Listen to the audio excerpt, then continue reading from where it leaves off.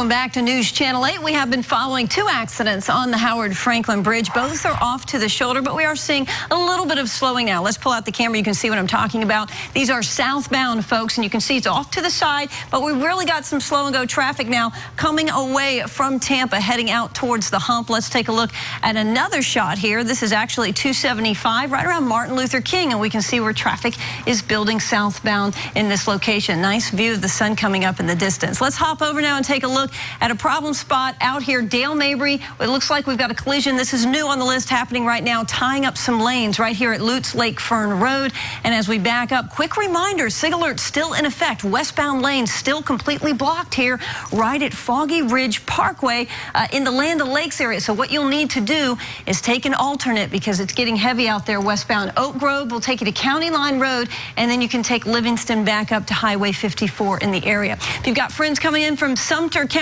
heads up, they might be late this morning. That's because a closure is still in effect due to an overturned semi-truck in the Bushnell area just past County Road 470. That's southbound on I-75. That's a look at the roadways. Back to news. Thanks, Leslie. And we are learning more about the deadly explosion in the town of West Texas. Let's go straight to Adrienne Pedersen.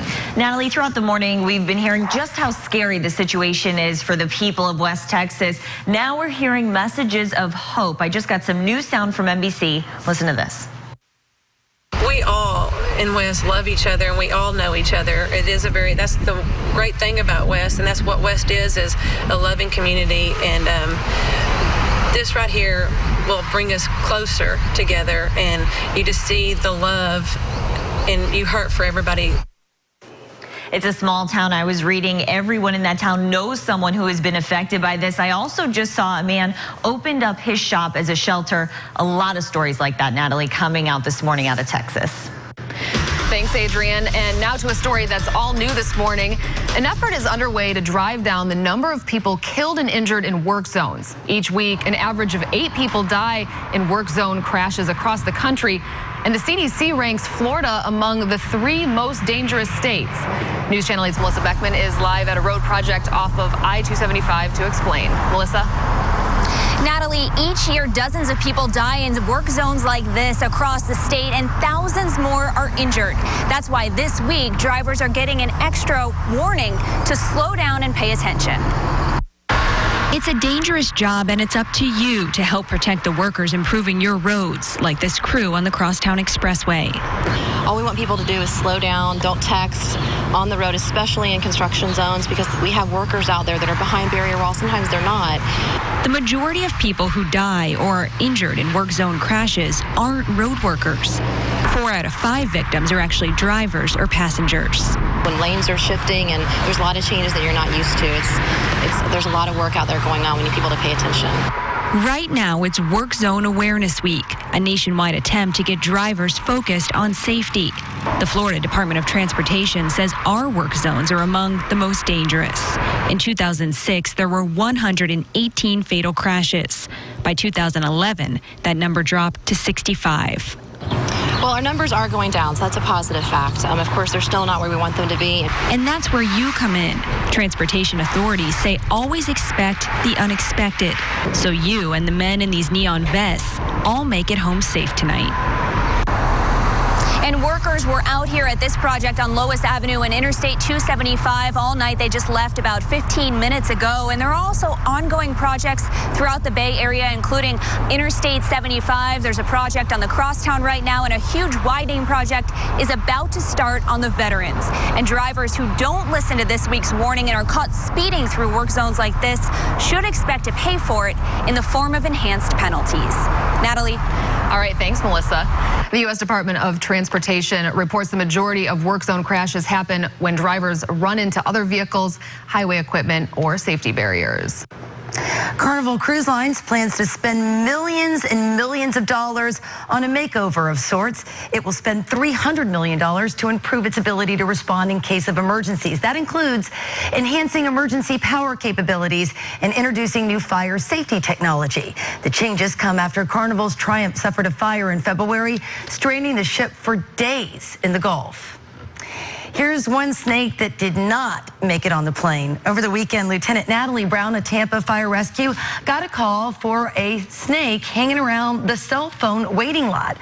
The 5-foot boa constrictor crawled around a super shuttle van before ending up on the pavement.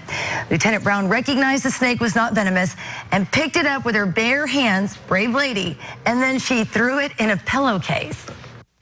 I just felt very comfortable, and I wanted to get it out on the road, so number one, nobody would be afraid to be in the cell phone lot anymore, and secondly, I didn't want anybody to get bitten, because then it would be a medical call for me. Good for her. Lieutenant Brown has the snake at her house right now, but she hopes the real owner will step forward and claim it. I think that is going above and beyond the Call of Duty. To take it home? Yeah. I know. And how do you lose your snake, Lee? I mean... And Lee made the good point. Where'd she get the pillowcase? Where did she get the pillowcase? And where is that odor? Hopefully it will all be sorted out soon. Boy, it is a gorgeous morning. Look at this. St. Leo University looking out toward the sunrise, which will happen here in just a few minutes. 66 degrees, a few clouds out there. Now, if you want to track the weather along with us all day, our Weather Max app is free for iPhones, Droids, and iPads. And we're going to see a quick warm-up. There's an hour-by-hour forecast on this app. 71 degrees at 7 a.m. with these few clouds. 74, though, at 9. 80 at 11 a.m. We get up to 84 at 1 and 87 degrees at 3 p.m. Just a 10% rain chance today. And our high temperature will stay about 2 degrees from the record high of 89. We checked in with our weather watcher, Carolyn Carrollwood. She says it's 67 degrees right now at her house. Elsewhere around the area, 70 at Tampa International Airport, well above average. 73 right now in St. Pete. Weeki-Wachee, you're at 64. Lakeland, you're also at 64 degrees. Sebring's at 65 and at 66 in Northport. It is warm and unfortunately very unstable across the southeast. Look at this. It is 74 in Little Rock and 74 degrees in Houston. You get this very warm, humid air to come out of the Gulf of Mexico, and I say it's unstable, and that means that it is ripe for strong to severe thunderstorms. We've had even the threat for tornadoes across Missouri, and you can see we had a tornado watch. Now there are a couple of tornado warnings and severe thunderstorm warnings in place. Heading back, though, all the way through Oklahoma and Texas. And remember that West Texas, where that fertilizer plant explosion just happened last night, is about right here, just north of Waco. So unfortunately, they're just about to see this strong line of thunderstorms pass through that area. Now over here closer to where we are, again, just a few clouds out there. So let's use our RPM forecast model to kind of walk us through the next 48 hours. Today, partly cloudy skies will bring us only about a 10% chance of a stray shower later this afternoon. Tomorrow, a little bit more moisture in place will get us a 20% rain chance. Then that same cold front that's back across Texas in the middle of the country now arrives here Saturday and stalls out right through Sunday. So that's what's keeping our rain chances relatively high. Southeast winds will become southwest today out on the water, 10-knot winds. Highs today generally in the upper 80s across the region. 87 Tampa, 89 degrees in Lakeland, 87 in Sarasota.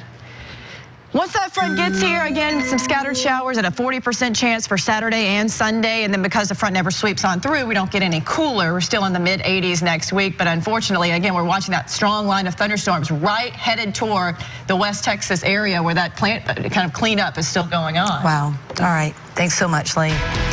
And we'll be right back.